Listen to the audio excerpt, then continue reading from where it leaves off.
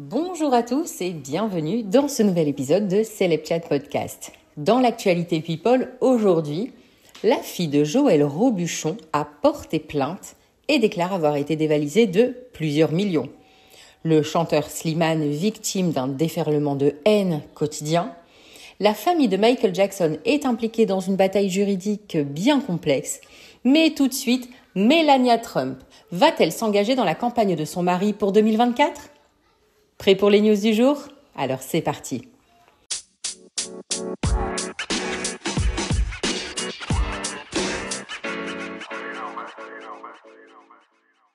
Alors que Donald Trump semble déterminé à conquérir à nouveau la Maison-Blanche, 4 ans après l'avoir quitté, je le rappelle, l'ancien président des États-Unis, qui devra affronter Joe Biden dans cette course, avait jusqu'alors fait sa campagne en solitaire sans le soutien de son épouse à ses côtés.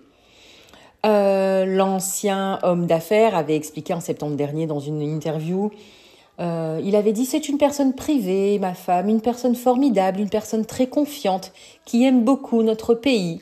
Et honnêtement, j'aime l'éloigner de la politique, qui est un monde méchant et mesquin. » J'ai toujours trouvé bizarre quand il parlait de sa femme, je sais pas, avec un regard un peu...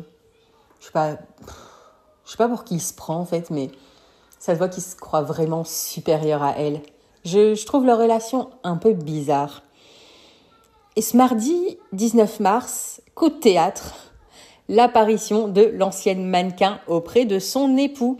Ils se sont rendus ensemble dans un bureau de vote pour la primaire présidentielle à Palm Beach, en Floride. L'ancien couple présidentiel s'est même exprimé devant les caméras. Et Melania Trump a été interrogée sur sa potentielle implication dans la campagne de son mari. Elle a juste répondu « Stay tuned », genre restez à l'écoute. Est-ce qu'elle va être du coup impliquée ou pas ? Il y a énormément d'Américains carrément fans du couple Trump. Pas seulement de Donald Trump, mais aussi de Melania Trump. Ils les voient vraiment comme le couple présidentiel. Je pense que vous devez connaître les Trumpettes. Donc ce sont souvent de vieilles dames américaines qui forment des clubs et elles se rassemblent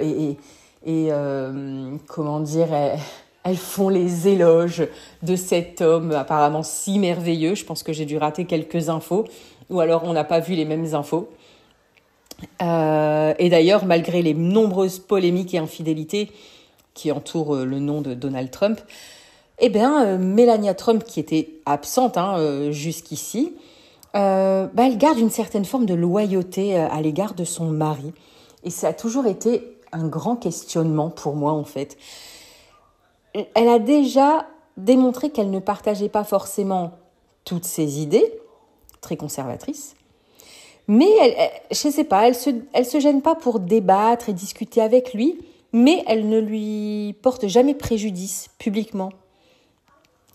Surtout lorsqu'elle est avec lui en représentation médiatique ou alors lors d'interviews. Je pense que en même temps, elle se dit que si elle divorce, soit il va lui mener la vie très dure et qu'il vaut mieux faire profil bas, profiter de son argent et profiter de la vie tranquillement. Je vous le disais, Slimane, le chanteur, victime d'un déferlement de haine quotidien. Slimane prépare un nouvel album en parallèle de son show pour représenter la France lors de la prochaine édition de l'Eurovision. Et il a pris le temps de répondre aux questions du magazine Tétu. Durant l'interview qui est parue ce mercredi 20 mars, le chanteur qui a aujourd'hui 34 ans a révélé qu'il recevait régulièrement des messages racistes, mais aussi homophobes. Des critiques qu'il a bien sûr très mal vécues pendant un temps, mais auxquelles il s'est malheureusement habitué. Je trouve ça hyper triste de dire qu'on s'habitue à ce genre de choses. Lui-même le dit, c'est triste à dire, mais peut-être qu'on s'y habitue plus qu'on ne gère ce genre de messages ou cette violence. Et il a précisé que les insultes se sont intensifiées depuis que sa participation à l'Eurovision a été annoncée. Il a dit « Chaque jour, j'ai droit à une sortie raciste du type « Ah, c'est l'arabe qui va nous représenter » ou « Il n'y a pas de chanteur français ?» Et il dit même « Mais aujourd'hui, ça peut même me faire rire. » Je trouve ça tellement pathétique, en fait. Et pareil, en fait, je trouve ça tellement pathétique. Et genre quoi, parce qu'il a une origine différente, alors il n'est pas français. Ce gars-là, il est né en France, il a connu que la France. Et il y a encore des gens qui disent qu'il n'est pas français. Est-ce que vous imaginez ça, en fait ? Enfin, au cours de l'interview avec Tétu, Slimane s'est livré à cœur ouvert sur d'autres sujets très personnels, tels que ses problèmes de poids, dont il a souffert énormément pendant son enfance. Il a dit qu'il était obèse. Et ça, il dit, là, ça a vraiment taillé l'homme que je suis. Et je n'en ai jamais parlé dans mes chansons, à part sur Pas beau avec Vita. Je trouve ça tellement dur, en fait, d'être un enfant et d'avoir à subir ça. J'espère vraiment que les mentalités vont changer parce que je trouve ça très, très triste. Et je vous le disais, la famille Jackson qui essaye de se démêler de problèmes juridiques. Les informations ont été relayées par TMZ. Apparemment, le plus jeune fils de Michael Jackson essaie d'empêcher sa grand-mère, la maman de Michael Jackson, d'utiliser l'argent de la succession pour financer l'appel en justice d'une décision précédente. Alors, en fait, ce qui se passe, c'est que Blanket Jackson, le fils de Michael, et sa grand-mère œuvraient ensemble pour empêcher les exécuteurs testamentaires de Michael Jackson de mener à bien une énorme transaction commerciale à laquelle ils étaient farouchement opposés. Blanket Jackson, qui a maintenant 21 ans déjà, ne voudrait pas prendre le risque d'une dépense astronomique à perte au détriment de la fortune des héritiers. Et il estime aujourd'hui que sa grand-mère, qui reçoit quand même une allocation annuelle à 7 chiffres, aurait largement de quoi couvrir les frais d'appel.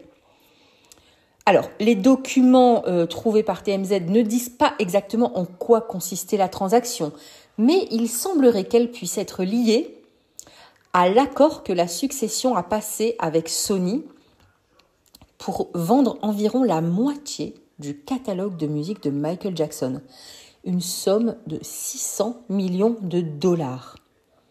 Et selon Catherine, la grand-mère, son fils, Michael Jackson, n'aurait jamais voulu vendre son catalogue.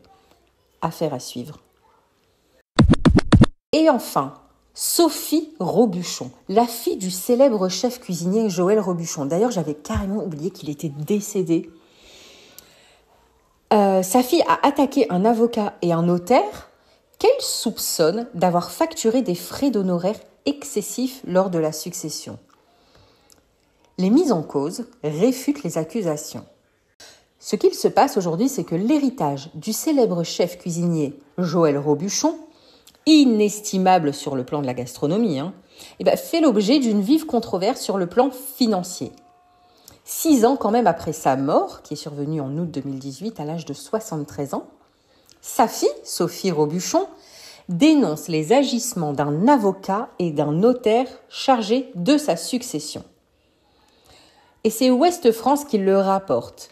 Sa fille accuse d'avoir vidé les comptes destinés à ses héritiers, à savoir sa veuve et leurs 3 enfants. Elle dit « Nous avons été dévalisés de plusieurs millions ». Et elle évoque des frais d'honoraires disproportionnés, parfois sans lien avec les prestations effectuées. C'est quand même plusieurs millions, ce ne sont pas des petites sommes. La fille du chef cuisinier a porté plainte au pénal pour escroquerie et tentative d'escroquerie.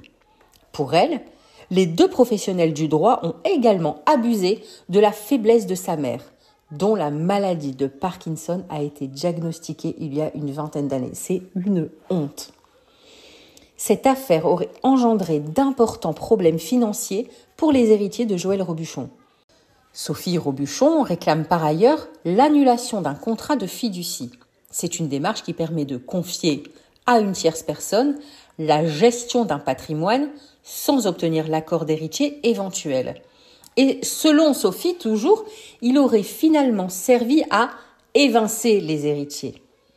Jusqu'à aujourd'hui, les 2 professionnels nient les faits qui leur sont reprochés. D'ailleurs, leur avocate évoque auprès du journal une stupéfiante méconnaissance du mécanisme de la fiducie. et un conflit familial où certains tentent d'instrumentaliser les juridictions pour mieux masquer leurs propres manœuvres visant à s'emparer des actifs successoraux au mépris des règles fiscales françaises. Donc en fait, Sophie Robuchon dit qu'on lui a quand même volé des liquidités à hauteur de 1,5 million et l'avocate des deux professionnels du droit dit qu'en fait Sophie essaye elle plutôt de passer à travers les mailles du filet et des décisions de justice. Ouais, enfin 1,5 million quand même, faut peut-être pas abuser, hein. Et voilà, c'est fini pour aujourd'hui. J'espère que ces quelques news vous auront plu et vous auront accompagné, je sais pas, au sport, dans la voiture, au travail, en train de faire à manger. Dites-moi où vous écoutez ce podcast. Je suis très curieuse de savoir en fait.